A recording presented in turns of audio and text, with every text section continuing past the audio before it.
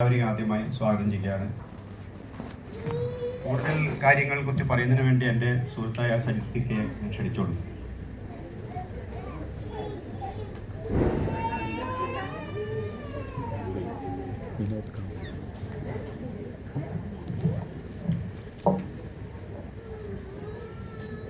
എല്ലാവർക്കും നമസ്കാരം.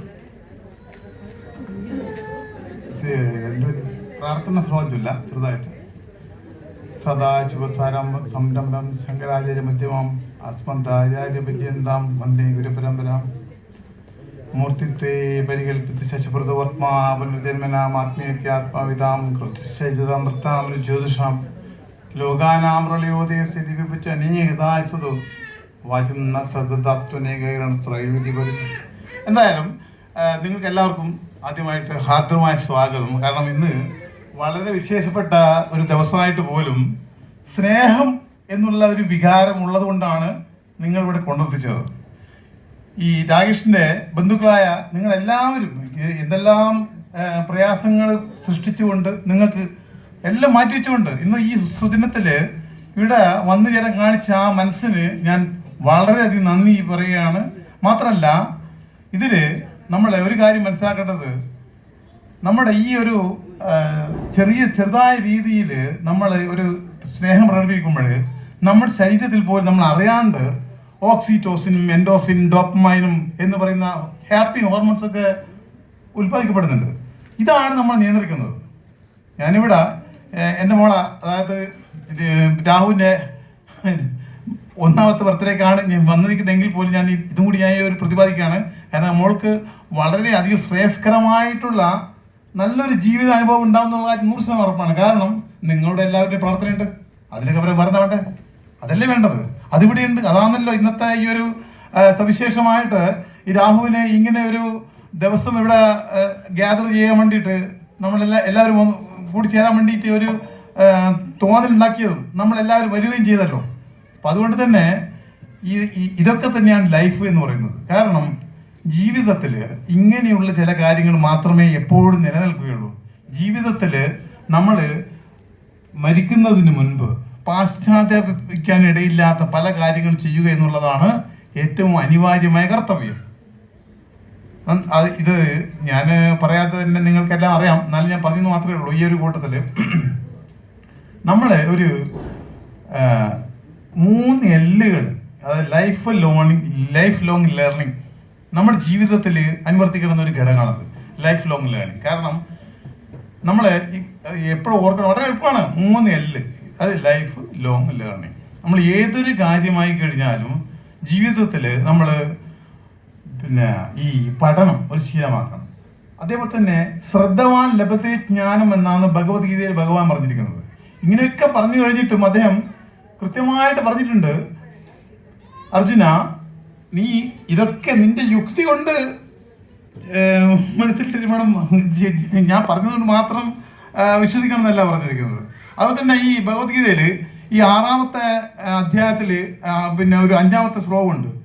അതൊന്ന് ഉദ്ധരേത് ആത്മ എന്നുള്ള ആ ഒരു ശ്ലോകമുണ്ട്. അതൊക്കെ ഒന്ന് എടുത്തു നോക്കി കഴിഞ്ഞാൽ വെറുതെ ഒന്ന് മറിച്ച് നോക്കുമ്പോൾ പിന്നെ ഇപ്പം ഞാൻ പറഞ്ഞില്ലേ, ഇപ്പം ഈ വളരെ ഫേമസ് ആയിട്ടുള്ള ഒരു ജിം റോൺ എന്ന് പറഞ്ഞ ഒരു വ്യക്തി പറഞ്ഞിട്ടുണ്ടായിരുന്നു, ലേൺ മോർ ഏൺ മോർ. നോക്കൂ, നിങ്ങൾക്ക് ഏതെങ്കിലും ഒരു വ്യക്തികൾക്ക് എന്തെങ്കിലും രീതിയിൽ നമുക്ക് മുൻപോട്ട് പോകണമെന്നുണ്ടെങ്കിൽ പഠിച്ചേ പറ്റൂ. അത് ഏത് കാര്യമാണെന്നുള്ളത് അവരവരുടെ തസ്തിക അല്ലെങ്കിൽ അവരവരുടെ ആ പഠനത്തിന് കേന്ദ്രീകരിച്ചിരിക്കുന്നു. പിന്നെ ഒരു കാര്യം, റിപ്പീറ്റേഷൻ, അതേ ഉള്ളൂ. കാരണം പലപ്പോഴും നമ്മളെ മുൻപോട്ട് നയിക്കുന്നത് നമ്മുടെയൊക്കെ ആറ്റിറ്റ്യൂഡ്, മനോഭാവം എന്ന് വേണമെങ്കിൽ പറയാം. പക്ഷേ ആറ്റിറ്റ്യൂഡിനെക്കാട്ടിയും പ്രധാനപ്പെടാണ് നമ്മുടെ കാഴ്ചപ്പാടും അതുപോലെ തന്നെ നമ്മളെ ഡിസിപ്ലിനൊക്കെ ഉള്ളത്. അപ്പം ഈ ഡിസിപ്ലിൻ കൃത്യമായിട്ട് ചെയ്യാൻ വേണ്ടി ശ്രമിക്കണം. ഒരു കാര്യം ഞാൻ പറയാം, നിങ്ങൾക്ക് മുൻപോട്ട് പോകണം എന്നുണ്ടെങ്കിൽ അവരവർ തന്നെ ചെയ്യണം. അതല്ലാതെ നമ്മൾ ഏതെങ്കിലും വ്യക്തി നമ്മളെ സഹായിക്കും എന്ന് വിചാരിച്ചുകൊണ്ട് കാര്യമില്ല. നമ്മൾ അവനവൻ തന്നെ ചെയ്യണം. ഈ പണ്ട് ഈ കുട്ടിക്കാലത്ത് എൻ്റെ അമ്മയൊക്കെ പറയായിരുന്നു, അവനവൻ്റെ കൈകൾ തന്നെയാണോ അവനവന് തലയണിയായിട്ട് ഉപയോഗിക്കാൻ സാധിക്കുകയുള്ളൂ. അതുകൂടി ഒന്ന് നമ്മളെല്ലാവരും ഓർക്കണം. കാരണം നമ്മൾ എപ്പോഴും നമ്മൾ തന്നെ ഇങ്ങനെ ഓർത്ത് കഴിഞ്ഞു കഴിഞ്ഞാൽ മാത്രമേ നമ്മുടെ ജീവിതത്തിൽ രക്ഷപ്പെടുകയുള്ളൂ. പിന്നെ വേറൊരു കാര്യം, every action there is an equal and opposite reaction എന്നാണ് പറയുന്നത്. നമ്മൾ എന്താണോ ആക്ഷൻ എടുക്കുന്നത് അതിന്റെ ഓപ്പോസിറ്റ് റിയാക്ഷൻ ഉണ്ടാവും.